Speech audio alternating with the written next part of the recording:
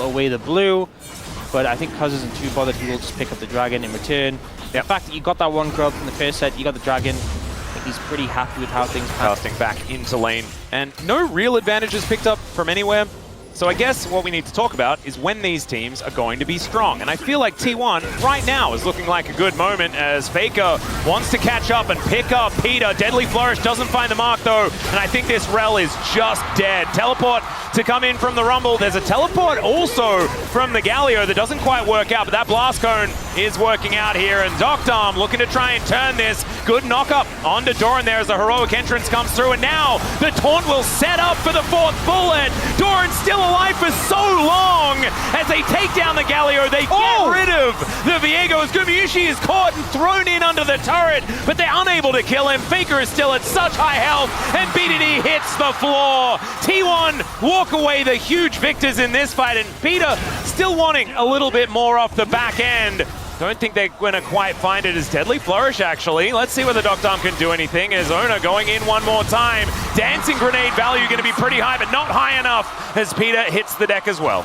And so many low health Concussive blows destroyed. Concussive blows destroyed over and over, as this was just a bridge too far there for KT, wanting to find something in amongst it. I also think getting baited a good amount by some of the healing that like the Xin Zhao and the Ahri have in their kits. And KT did have some anti-Lucian things, you know, that they could utilize to mitigate it. He's relatively low range. They have catching him as he's walking towards the brush, as Magnet Storm is going to pull him ever further. Cuz looking for an angle there, but Gumayusi just dashes his way out. Remember, didn't have flash after being shoved under the turret previously. I mean, I think like the angle Peter found was good, but like you need follow-up, and when your only follow-up is the Jhin, who wasn't even that close. That equalizer positioning absolutely fantastic there by Doran, as Cuz not quite able to do anything. As Peter going to close in on Carrier, but they lose their Galio already. The curtain has been called as Gumayusi taking a bit of damage, but Cuz just having to get out of there. BDD wanting to be the hero, finds the Empress Divide, and they take down the Lucian. Shutdown comes in, and now Cuz has turned into a very, very powerful AD carry.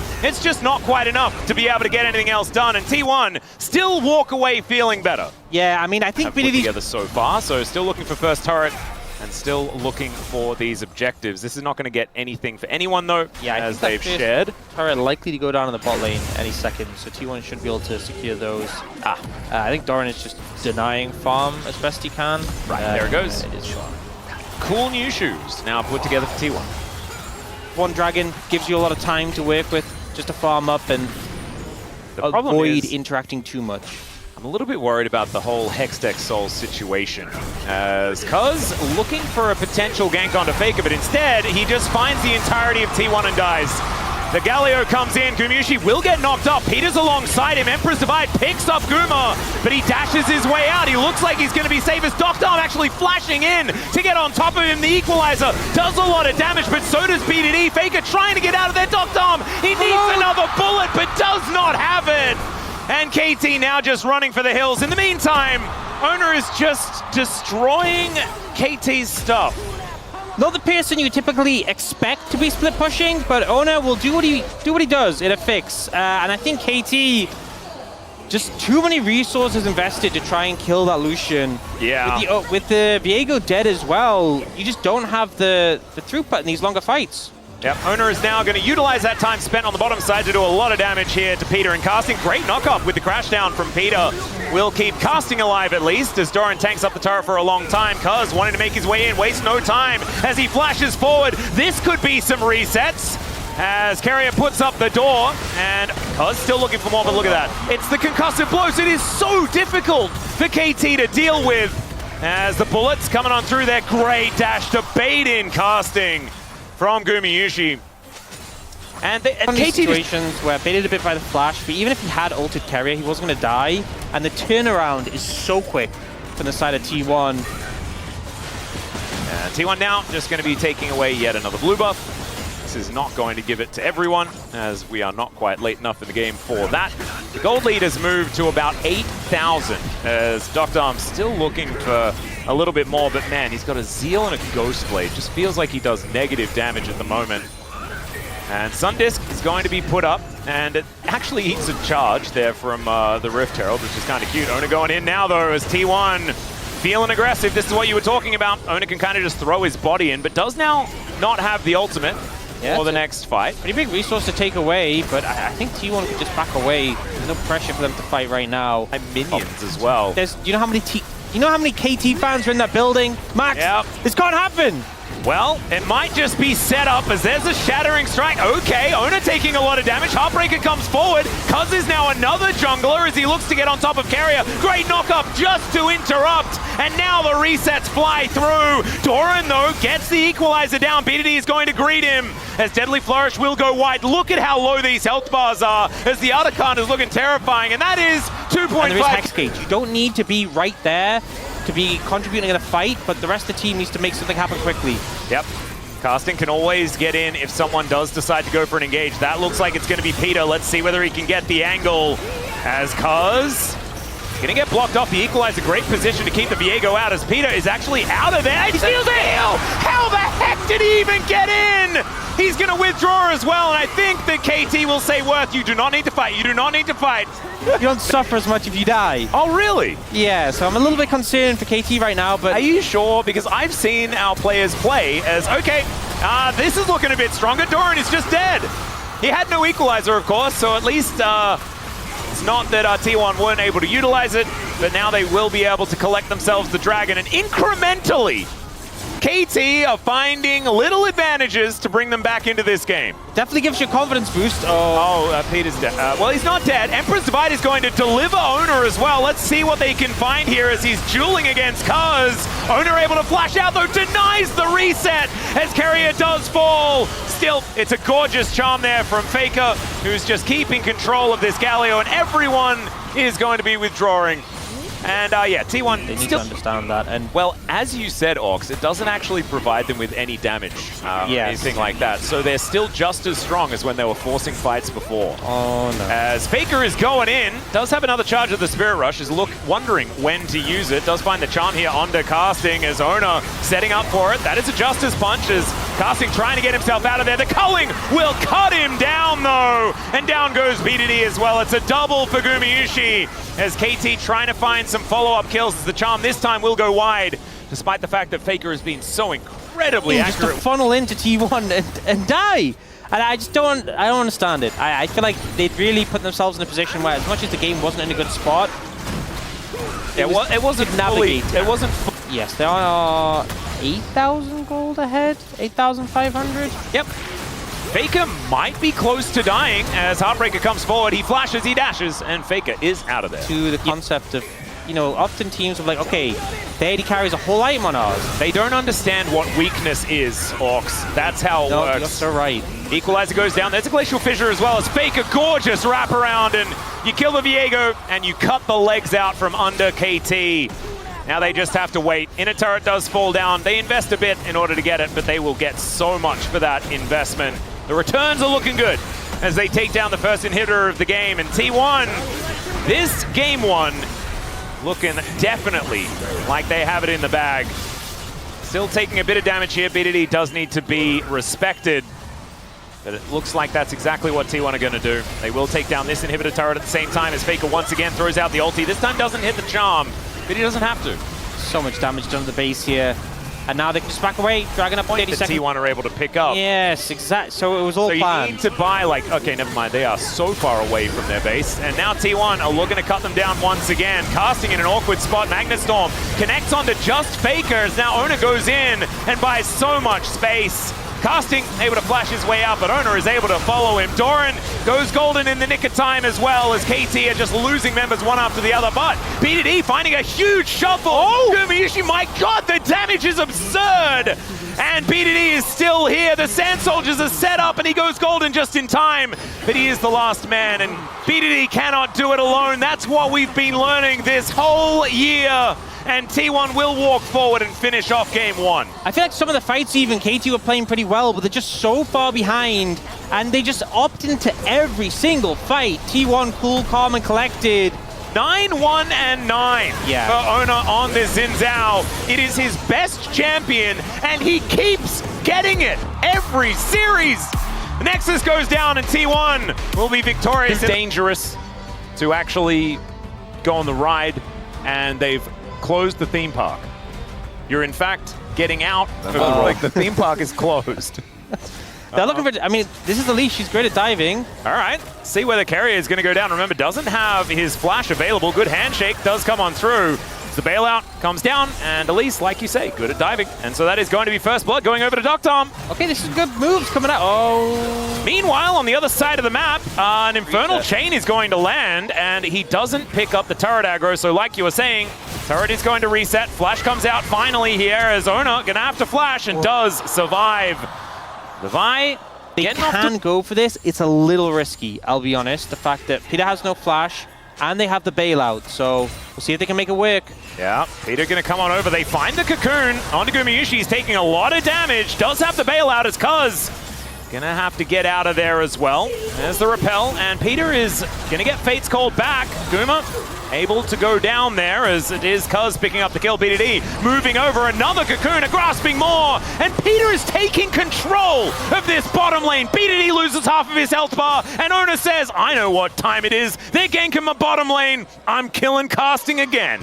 Let's see whether he can actually get this one down as Doran goes in, finds the slice and dice. He's tanking up that turret, and down goes the Aatrox. There's some more plate gold going over to T1. Faker as well in this mid lane. Might be able to claim a plate. Gumiushi takes a turret shot, does manage to get the plate money as we see there. Carrier now hostile takeover available. Cuz looking to grab some grubs. First round were secured there by T1.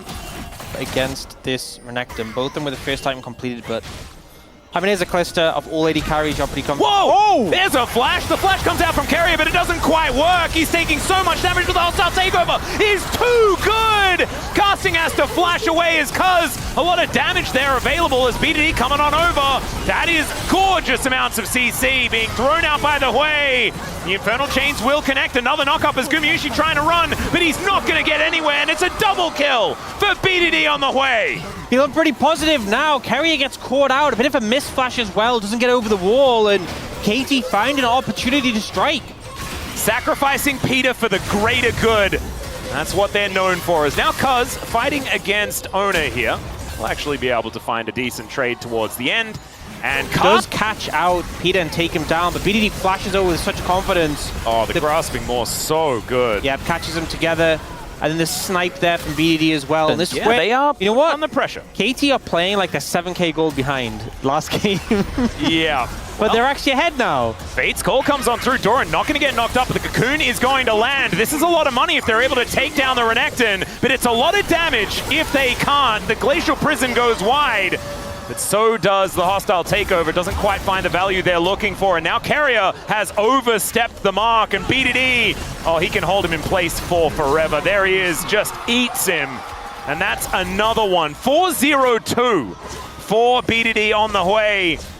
And KT, it just took having what looked on paper like the worst draft we've seen in the history of the LCK for 2025 for them to feel absolutely fantastic and find all the advantages. They're just locked in, you know, and it kind of goes to show that it's not all about draft. They find the angle. KT are looking for their second dragon. First mountain will go their way.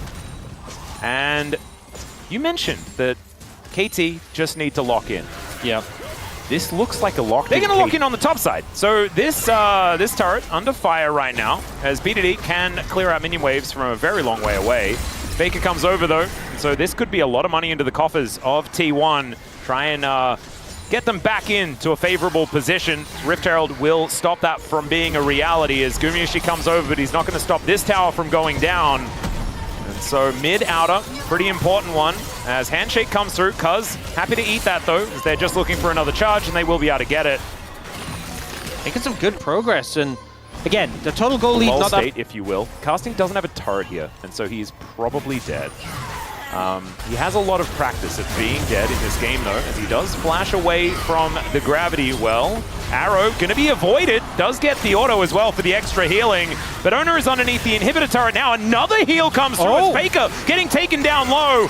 The turret was charged up, but not charged up enough. And now KT are looking to answer this one with an Otacon towards the bottom side of the map. She's just gone. You know, if that Q3 had hit, I mean, maybe even casting turns it around more. But at the end of the day, look at this Ruinous Otacon, although this is an early TP from BDD. Yeah, that is a confident TP if ever I've seen one. They have Rend, they have Smite. Cuz also doesn't have a lot of resistances, as it's only Doctom hit by the hostile takeover. They really want to take some of these flowers down. Cuz with the flash away, Doran slicing, doesn't find it. So not going to get the dice angle. And so they should be able to get in here to try and take some of these flowers. I don't know who was able to get the majority of them. I think it was kind of a mix. I do think KT ended up with more, but I think that TP from BDD was early. I think obviously does have this lead, is on those 2-item spikes, but he yeah, has to, you know, we've kind of talked about object permanence, has to be there. Well, Glacial Prison going to come down as Owner is going to look to turn it. Peter gets pulled back, and it's a fair bit of damage available here. Only one hit by the hostile takeover. That'll spell the end of Owner, as he does get bailed out, but unfortunately it doesn't do too much. As Doran, he's pressed his R button and cannot do anything about it. So Soul Point going to go over to KT, as Faker has said, I just want to kill this inhibitor. Yeah, okay, BDD flash burn there. Okay. I think ultimately Faker out of position a little bit on the setup for that fight, and Oda does everything he can to save him, but a pretty heavy cost to pay. And, you know, just like I wasn't super in agreement with that TP from BDD, She taking a bit of damage, but that could have been an opportunity for something. I think maybe just hoping to get the cleanse from Guma in that situation, but he holds his nerve, manages to dodge it. Now down that ult for a little while. Arrow is there, so Gumayushi can start a fight whenever they would like to. Looks like T1 want to as well. The arrow is going to sail over. Hostile takeover working out. BDD goes golden, but now Doran is in amongst the fight. Casting as well, though, with that World Ender, getting some work done. They take down the Renekton, but the Aatrox cannot survive, and the Chaos Storm is just massive. T1 finally finding themselves a team fight. Beautiful engage there from T1, getting right on the BDD, and it was so unfortunate because Peter repelled, and in the end, it meant the arrow hit BDD instead. And I think maybe it was never going to be a great fight for KT, but maybe if you tanked the arrow, BDD could have survived a little bit longer. But I think either way, it was just a beautiful engage from T1. Now, Doctom wants this against Faker. He doesn't have his ulti, as now Cuz comes on over, and that is just a kill. Really nicely done here by KT. They're going to lose the Baron, but they'll at least take themselves so difficult to take down. The problem is T1 have so much map control off the back of this Baron that this dragon is going to be... I would be a little bit concerned about taking this fight into them. KT are not concerned about it. They are going to go for the fight. They'll get a cleanse. Out of Gumayushi here is Casting, possibly getting engaged on by Owner. Meanwhile, there's a Fate's Call needing to be invested. Peter gets himself out, but won't have access to that ability now. As Casting standing on top of a ward, teleport in from Doran. And Owner gets on top of this dragon. Let's see whether they can find an angle here. Already Doran has taken a fair bit of damage, and now BDD needs to stay out of harm's way. The problem was he was in melee range with a Vi. Of course, she flashed on top of him. That made things difficult. But now you were mentioning the Arcane Storm. That goes down, and so does the dragon. This ward getting so much value here for T1, the one behind the little rock there. Yep. Just really able to zone them away. A lot of tools unavailable. The fact that the Fate's Call and the Prism were down, and T1 able to secure that dragon, and now looking towards his bot tower. A little risky though. Remember, Doran doesn't have TP and he isn't here. Well, KT are looking for it. They're going to go for something here as Faker just sidestepping everything. Good cocoon defensively there onto Carrier to stop him from being able to do too much more. But now Doran should be able to get this mid-tier 2, and the pressure's still on in the bot lane. Yep. And this is just T1 extricating money from KT's side of the map. Casting comes on over, so that tier 2 doesn't actually fall, but this one will flash. They are going to start at the Baron. Oh god. And Doran now getting all that fury. Dominus has been popped. It's down to 50%. As Arrow going to get tanked. Fate's Call going to pull Peter back. As Doran going to be the target. He flashes away.